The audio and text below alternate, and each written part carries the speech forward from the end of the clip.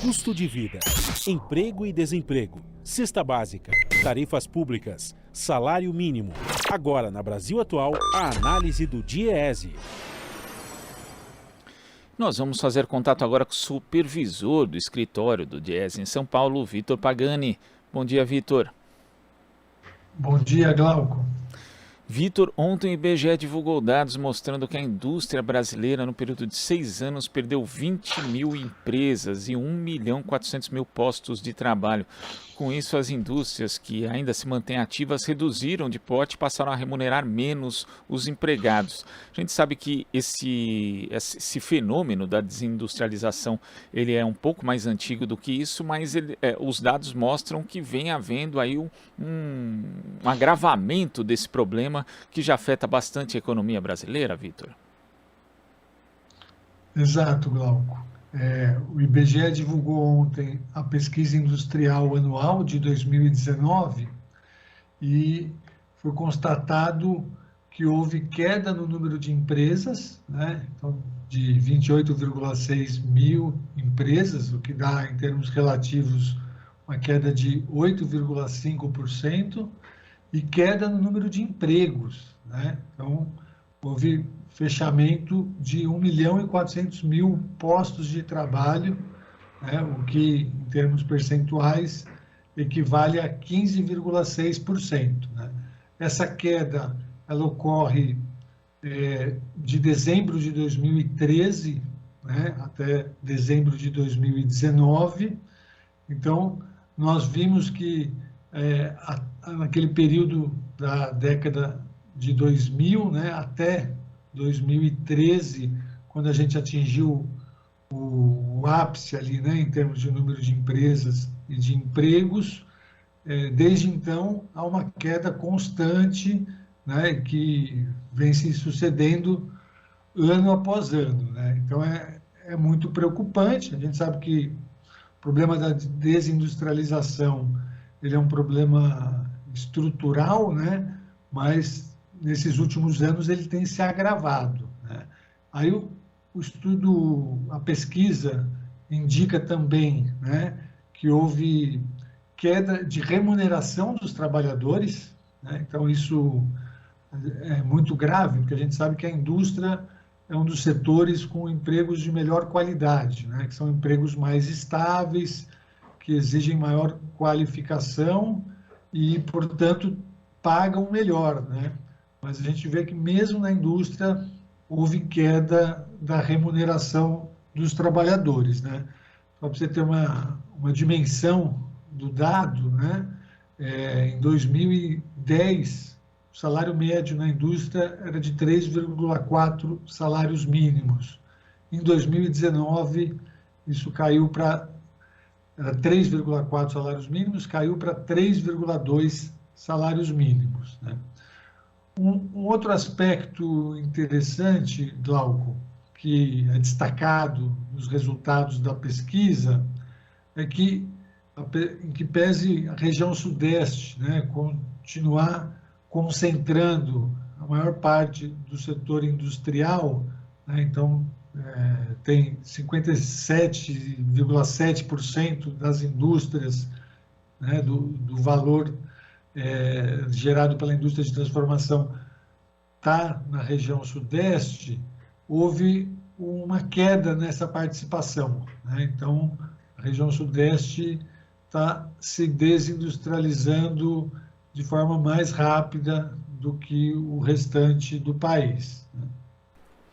A gente tem outro dado também aqui divulgado pelo IBGE, Vitor, que é entre 2010 e 2019, o salário médio mensal da indústria, medido em salários mínimos, recuou 6%, indo para 3,1 salários mínimos. E a gente sabe que o setor industrial é a atividade, né, comparando ali com o setor de serviço e também de agricultura, de agropecuária, o que mais paga, né, o que paga melhor.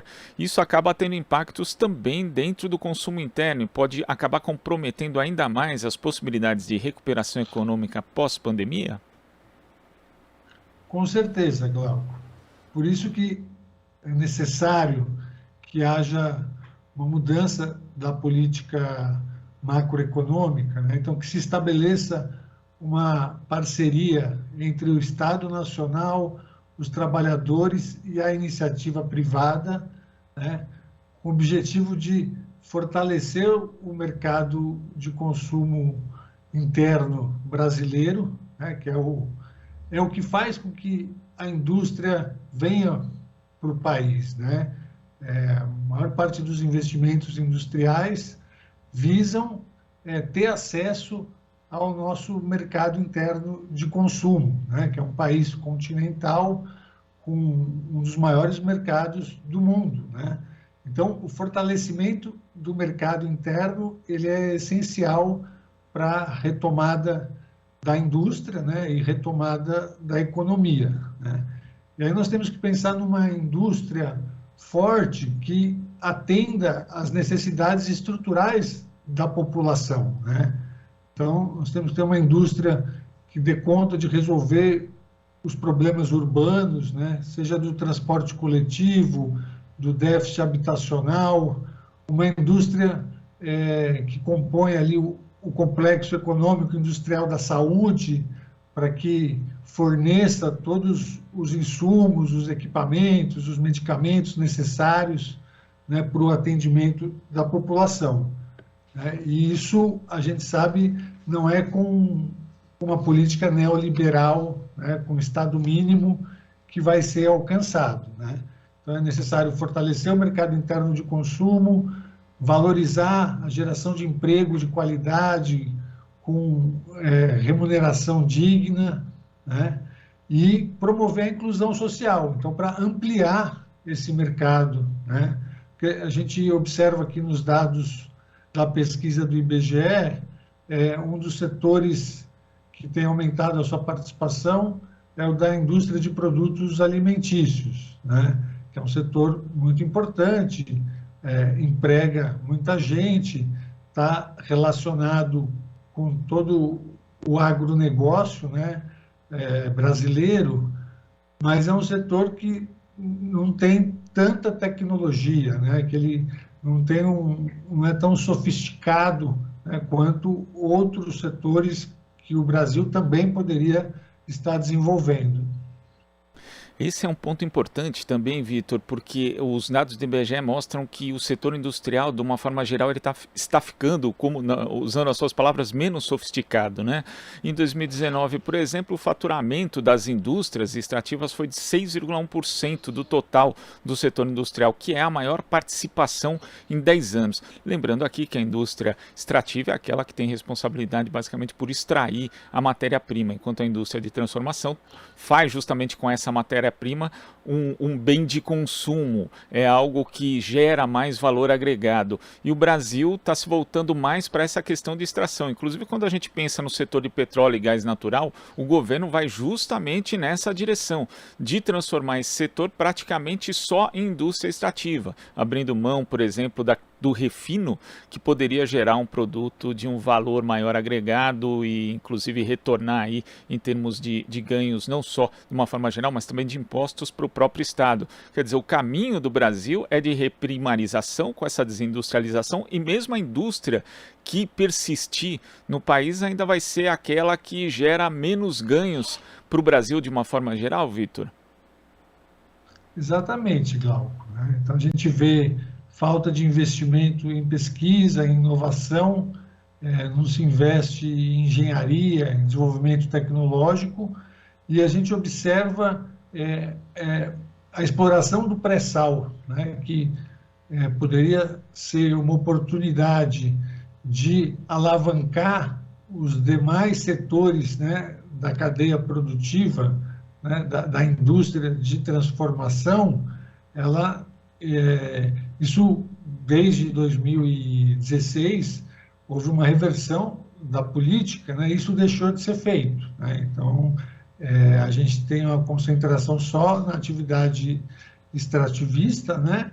E isso não tem possibilitado que desenvolva, né, os outros setores, né, que poderiam, da cadeia de fornecimento, né, da extração do petróleo do pré-sal, né? Então, a gente tem um processo aí de...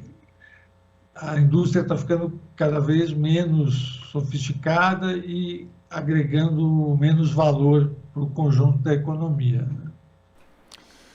Vitor, muito obrigado pela sua participação aqui no Jornal Brasil Atual e até a próxima. Obrigado, Glauco. Conversamos aqui com o supervisor do escritório do Diese em São Paulo, Vitor Pagani.